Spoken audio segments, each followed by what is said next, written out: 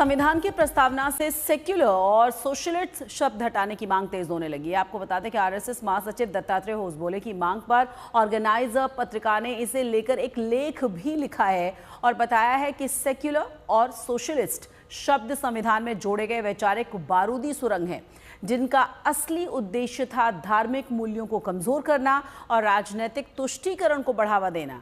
सवाल सिर्फ इतना है कि क्या संविधान से सेक्युलर और सोशलिस्ट जैसे शब्दों को हटाने की वकालत संविधान की शुद्धि है या फिर वैचारिक सत्ता की स्थापना की पहली सीढ़ी।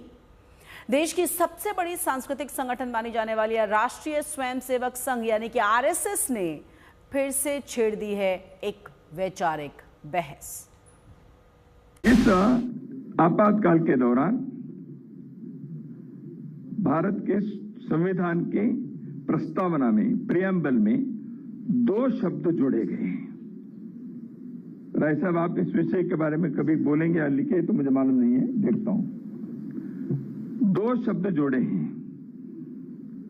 हम सब लोगों को मालूम है सेक्युलरिज्म और सोशलिज्म के, तो क्या वो रहनी चाहिए प्रस्तावना में?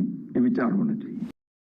RSS never accepted this Constitution of India and its foundational pillars of social justice, economic justice, political justice, saying that this Constitution did not derive inspiration from the ideals of Manu.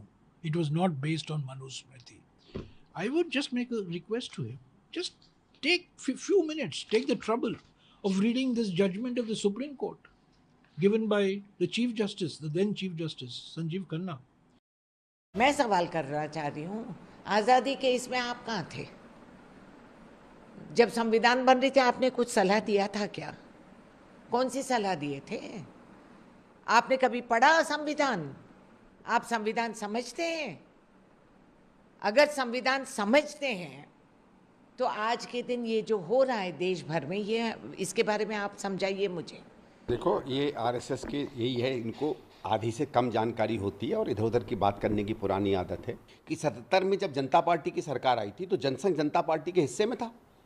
42वां संशोधन जो हुआ था उसकी कई चीज़ें उन्होंने change की, तो उसमें सेकुलर वर्ड आप चेंज कर देते।